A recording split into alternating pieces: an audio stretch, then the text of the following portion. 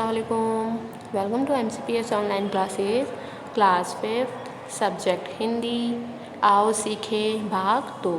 प्यारे बच्चों, हमने लास्ट वीडियो में चैप्टर नंबर 9 सदाचार पढ़ा था। आज हम उसके प्रश्नोत्तर करेंगे।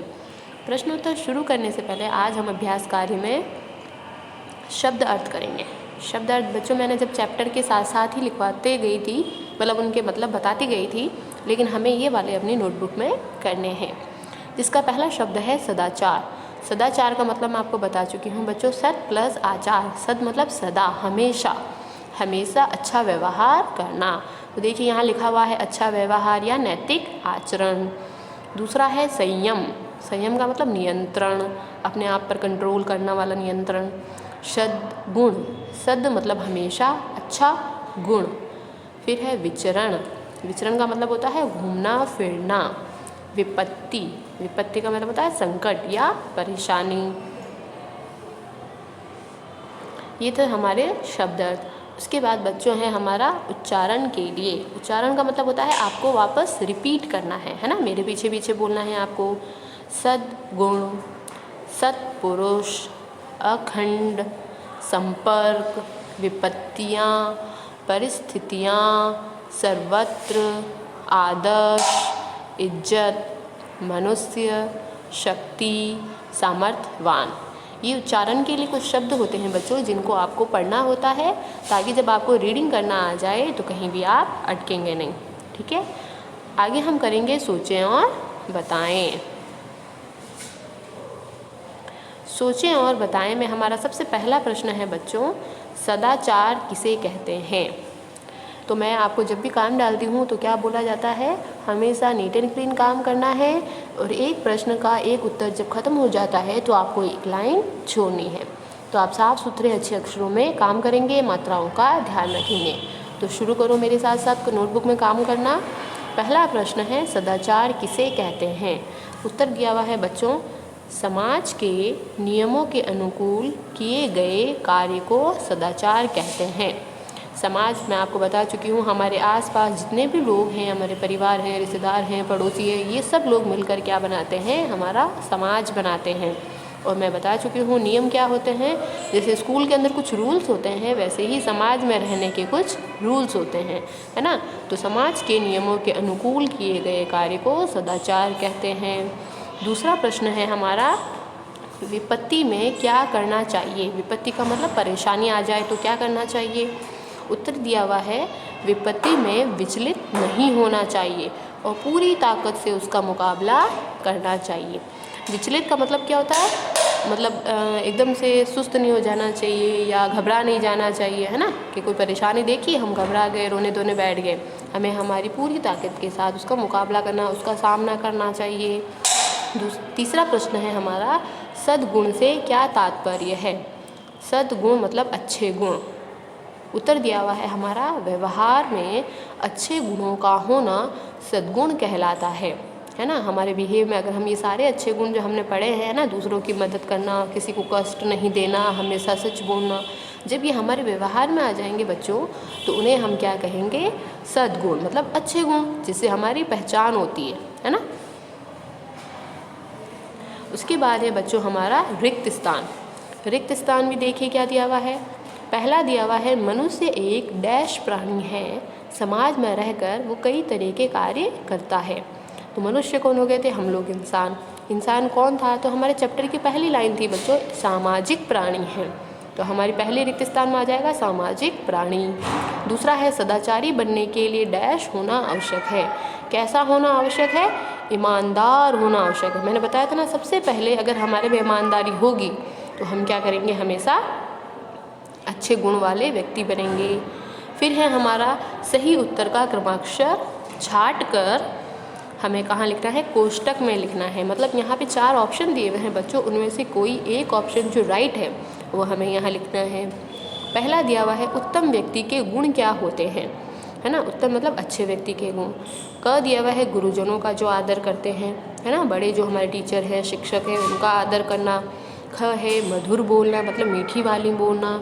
ग में दे रखा है विनम्र रहना, है ना। और द में दे दिया उपरोक्त सभी, तो देखिए ये सारे गुण हमें अच्छे ही लग रहे हैं, इसका मतलब हमारा उत्तर क्या हो जाएगा बच्चों, घ। उपरोक्त सभी ये सारे गुण एक व्यक्ति में होंगे तो वह व्यक्ति अच्छा व्यक्ति कहलाएगा। ब दे दिया गया है, सत्य बोलना एक प्रकार की तपस्या है। सच बोलना, सत्य का मतलब सच, सच बोलना एक ऐसी तपस्या है। क में दिया हुआ है खंड, ख में दिया हुआ है व्यवहारिक, ग में दिया हुआ है अखंड और घ में दिया हुआ है असत्य। तो हमारा उत्तर हो जाएगा एक अखंड तपस्या है जिसको तोड़ा नहीं जा सकता। ठीक है, ये तो हो गए हमारे ऑब्जेक्टिव टाइप क्वेश्चन। फिर आता है हमारा प्रश्न नंबर 3। प्रश्न नंबर 3 है बच्चों, व्यक्ति के सदाचारी होने की पहचान किससे होती है ना, कि कोई देखकर या आपको समझकर बता सके कि ये व्यक्ति सदाचारी है। तो अगर किसी का अच्छा व्यवहार होगा तो वो क्या कहलाएगा, सदाचारी। हमने यही तो पढ़ा है ना, तो उत्तर भी हम यही लिखेंगे, क्या होगा, अच्छे व्यवहार से व्यक्ति के सदाचारी होने की पहचान होती है। जिसका नेचर बिल्कुल अच्छा होगा, वो सारे गुण होंगे तो वो सदाचारी कहलाएगा। चौथा प्रश्न है, सदाचारी व्यक्ति में कौन कौन से गुण होते हैं। अब कौन कौन से गुण होंगे जिनका अच्छा व्यवहार होगा जिसको सदाचारी कहा जा सके। तो पहला उत्तर दिया हुआ है हमारा, सदाचारी व्यक्ति में गुरुजनों का आदर करना, है ना। गुरुजन मतलब टीचर का आदर करेगा जो बच्चा, जो सच बोलेगा, जो सभी की सेवा करेगा, चाहे वो बुजुर्ग लोग हो चाहे वो गरीब लोग हो, उनकी सेवा करना, किसी को कष्ट नहीं पहुंचाना, है ना, किसी को दुख नहीं देना, और विनम्र रहना और मधुर बोलना। मधुर मतलब मीठी वाणी बोलना, कभी भी गंदी लैंग्वेज यूज़ नहीं करना है। ऐसे सारे गुण जिनमें होंगे वो व्यक्ति सदाचारी व्यक्ति कहलाता है। फिर है हमारा प्रश्न नंबर 5। प्रश्न नंबर 5 में दिया हुआ है, प्रतिकूल परिस्थितियों में भी सदाचारी व्यक्ति विचलित क्यों नहीं होता है। प्रतिकूल मतलब विपरीत परिस्थितियाँ, मतलब ऐसी परिस्थितियाँ जब हमारे पास में परेशानी आ जाए तो सदाचारी व्यक्ति को विचलित नहीं होना है। क्यों नहीं होना है, उसके क्या क्या गुण होने चाहिए। तो उत्तर देखिए, अपने असीम धैर्य और सहनशीलता जैसे गुणों के कारण सदाचारी व्यक्ति विपरीत परिस्थितियों में भी विचलित नहीं होता। तो देखो मैंने आपको चैप्टर में करवाया था असीम धैर्य, धैर्य का मतलब सब्र, है ना। तो अल्लाह पाक भी हमें ये कहते हैं कि हमें हर चीज़ के लिए सब्र रखना चाहिए, है ना। तो वो भी यही बोल रहे हैं, असीम धैर्य होगा, सब्र होगा और सहनशीलता, हर परेशानी को वो सहन कर सके, घबराए नहीं। जिनमें ये ऐसे गुण होंगे वो व्यक्ति हमेशा विपरीत परिस्थितियों में भी विचलित नहीं होगा और वो उन सारी परेशानियों को पार कर जाएगा। प्रश्न नंबर 6 है, सदाचार सफलता का मार्ग है कैसे। तो उत्तर देखिए, सफलता मतलब हमें एक हमारे एम तक लेके जाएगा, गोल तक या लक्ष्य तक जो हमें लेकर जाएगा वो अच्छा व्यवहार होगा। गंदे व्यक्ति कभी भी सफल नहीं हो पाते क्योंकि उनमें झूठ बोलने के गुण होते हैं, हमेशा किसी को कष्ट देने के गुण होते हैं, है ना कहीं वो किसी न किसी चीज़ में इंसान को प्रॉब्लम में डाल देते हैं। तो सफलता कब मिलेगी हमें, तो देखिए उत्तर, सदाचारी व्यक्ति के सद्गुणों के कारण उनके कोई भी सहजता, उनके जो कार्य होते हैं वो सारे कार्य भी सहजता से बन जाते हैं। उसमें विपरीत परिस्थितियों से मुकाबला करने की क्षमता होती है, इसलिए सदाचार सफलता का मार्ग होता है। देखो सदाचारी व्यक्ति में बच्चे कौन कौन से गुण थे वो हम आगे पढ़ चुके हैं, है ना। जिनमें अच्छे गुण होंगे वो सारे काम को अच्छे से कर पाएंगे और जब सारे काम अच्छे से हो जाएंगे तो हम सफलता के मार्ग पर पहुंच जाएंगे। हम सारी परिस्थितियों में भी उसका मुकाबला कर पाएंगे और हमेशा एक अच्छे व्यक्ति बन पाएंगे। लोग उनकी तारीफ़ करेंगे, है ना। जब तारीफ़ करेंगे मतलब वो व्यक्ति अच्छा सफल व्यक्ति बन चुका है। अंतिम प्रश्न है हमारा 7वां प्रश्न, महापुरुष हमारे आदर्श क्यों हैं। उत्तर देखिए, महापुरुषों में सदाचार के बल पर अपनी असीम शक्ति को प्रकट करने का सामर्थ्य होता है। उनके द्वारा किए गए कार्य महान होते हैं, इसलिए वह हमारे आदर्श होते हैं। जैसे मैंने जब आपको चैप्टर पढ़ाया था तो उसमें बताया था कि हम किसी न किसी व्यक्ति को अनुकरणीय मानते हैं ना। जैसे आजकल के बच्चे कोई ना कोई हीरो या हीरोइन को देखते हैं और उनको अच्छा लगता है, उनके जैसे बनने की कोशिश करते हैं। लेकिन हमारी किताबों में बहुत से अच्छे महापुरुषों के बारे में बताया गया है ना। जैसे गांधी जी हुए, भगत सिंह हुए या और भी बहुत से लोग हैं, वो जो होते हैं वो महापुरुष कहलाते हैं क्योंकि उनमें हमेशा अच्छा आचरण था। जैसे गांधी जी की बात करूँ तो वो हमेशा अहिंसा के बारे में बताते थे, कभी भी लड़ाई झगड़ा नहीं, कभी भी गंदी बात नहीं करते थे और वो उनकी पावर बन गई थी, है ना। जैसे मैंने बताया था कि शक्तिमान होता है तो उनके अंदर अच्छे काम करने की पावर होती है, तभी तो वो लोग सुपरमैन, स्पाइडरमैन बन पाते हैं, है ना। तो जब उनमें ये सारी शक्ति अपने अंदर हो जाएगी, अपने अंदर सामर्थ्य आ जाएगा, तो अच्छे अच्छे काम करेंगे और अच्छे लोग हमारे क्या बन जाते हैं, आदर्श बन जाते हैं। हमें उनके जैसा बनना चाहिए। जैसे मैं बात करूँ अपने पिताजी की या अपनी माताजी की, तो वो भी तो अच्छे काम करते हैं। जैसे हमारे मम्मी और पापा अच्छे से काम करेंगे, हम उनको देख देख कर सीखेंगे और उनकी तरह ही बनेंगे, है ना। तो वो भी एक तरीके के हमारे आदर्श ही हुए। उसके बाद बच्चों हमारा एक प्रश्न दिया हुआ है नीचे की तरफ, भाषा की बात। भाषा का मतलब क्या, हमारा व्याकरण का कार्य, है ना। नीचे दिया हुआ है, शब्दांशों और शब्दों को जोड़कर नए शब्द बनाएं और अर्थ जाने। जैसे बच्चों यहाँ जैसे हमारी बुक में दिया हुआ है अनु प्लस शासन, अनु और शासन को जोड़ा तो क्या बन गया, अनुशासन। अनु प्लस प्रेरणा से मिलकर बना है अनुप्रेरणा। अनु प्लस रूप से मिलकर बना है अनुरूप, है ना। उसी तरीके से यहाँ पर कुछ 3 शब्द और दिए हुए हैं, तो आपको भी उनको जोड़कर एक नया शब्द बनाना है। जैसे बे प्लस ईमान, अगर मैं इनको जोड़ दूँ तो क्या बन जाएगा बच्चों, बेईमान। महा प्लस पुरुष, इनको जोड़ दिया तो बन जाएगा महापुरुष। और प्लस प्लस उपकार, इनको जोड़ दूँगी तो बन जाएगा, ऊ की जो मात्रा है वो र के साथ जुड़कर ओ बना देगी और हमारा नया शब्द बन जाएगा परोपकार। इस प्रकार अनु, बे, महा, पर आदि शब्दांश जो किसी अन्य शब्द के आगे लगते हैं वह उपसर्ग कहलाते हैं। ऐसे ही अन्य और उपसर्ग भी जानिए। हम जब नया वीडियो बनाएंगे बच्चों तो हमारा व्याकरण का टॉपिक लेंगे उपसर्ग, जो हमारे 5वीं के बोर्ड में आता है ना। व्याकरण के प्रश्न उनमें से आते हैं। तो जैसे हमने यहाँ पर बे शब्द जोड़ा ईमान के अंदर तो बन गया बेईमान, महा जोड़ा तो बन गया महापुरुष। उस तरीके से मैं आपको और भी बहुत सारे शब्द बताऊँगी, ठीक है। उसके बाद आता है हमारा नया व्याकरण का टॉपिक, वो है विपरीत अर्थ वाले शब्द। ये मैं आपको व्याकरण का टॉपिक करवा चुकी हूँ बच्चों। विपरीत अर्थ का मतलब होता है विलोम शब्द, उल्टे शब्द, है ना। कोई अच्छी चीज़ होती है तो उसका उल्टा बुरा, है ना। लंबा होगा तो उसका हो जाएगा छोटा, तो वो कहलाते हैं विपरीत अर्थ वाले शब्द। जिसमें यहाँ इन्होंने दे रखा है सदाचार। सदाचार का उल्टा मतलब विपरीत अर्थ होता है बच्चों दुराचार। इसके अलावा और कौन कौन से शब्द हैं देख लीजिए। ईमानदार, ईमानदार व्यक्ति का उल्टा हो जाता है बेईमान। सम्मान, किसी को सम्मान देना, उसका उल्टा हो जाता है अपमान।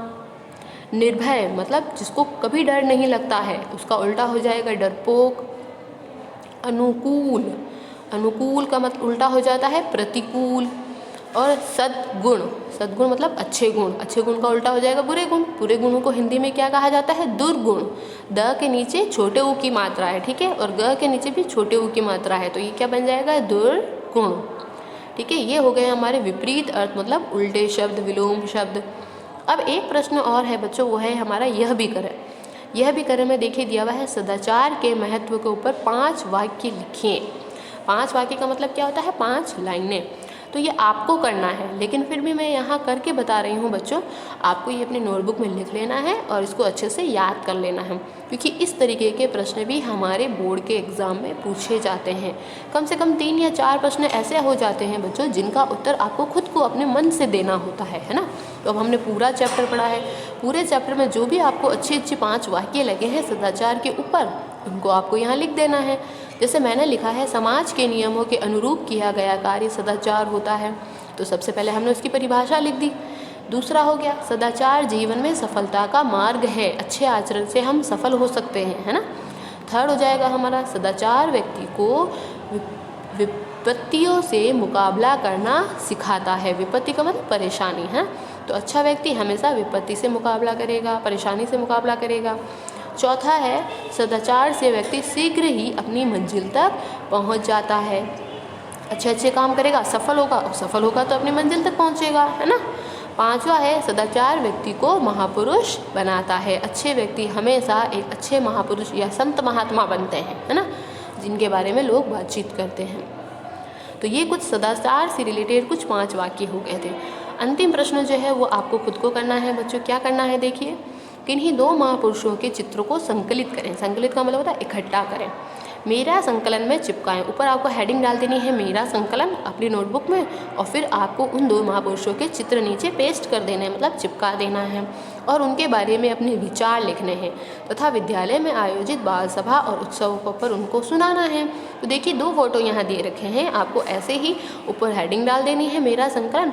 उसमें जो भी 2 महापुरुष आपको अच्छे लगते हैं, चाहे गांधी जी हो, चाहे सुभाष चंद्र बोस हो, या भगत सिंह हो, या कोई भी और जो आपको अच्छे लगते हैं, है ना, उनके 2 पिक्चर यहाँ चिपका देने हैं। और फिर आपको उनकी 5-5 लाइनें या 4-4 लाइनें जो भी आपको आती है बच्चों, उनके नीचे उनके बारे में लिख देना है। ठीक है, ये काम आप खुद करेंगे। ये सारे क्वेश्चन आंसर आपको अपनी नोटबुक में लिखना है बच्चों, नीट एंड क्लीन लिखना है, साफ़ सुथरा लिखना है, मात्राओं का ध्यान रखते हुए करना है। ठीक है, और कुछ नहीं आए तो आपको दोबारा पूछ लेना है। बच्चों होमवर्क ज़रूर करना है, क्योंकि जो गवर्नमेंट ने ऑर्डर दिया है उसके अकॉर्डिंग आपके गृह कार्य की कॉपी चेक की जाएगी, उसके अनुसार ही आपको नंबर दिए जाएंगे। जो बच्चा होमवर्क नहीं कर रहा है प्लीज़ अपने फ्रेंड से पूछकर अपना होमवर्क कंप्लीट कर लें। अच्छा काम करना है ताकि आपको उसके अंदर अच्छे नंबर मिले। ठीक है, और साथ साथ उसको याद भी करते जाना है। अल्लाह हाफिज़।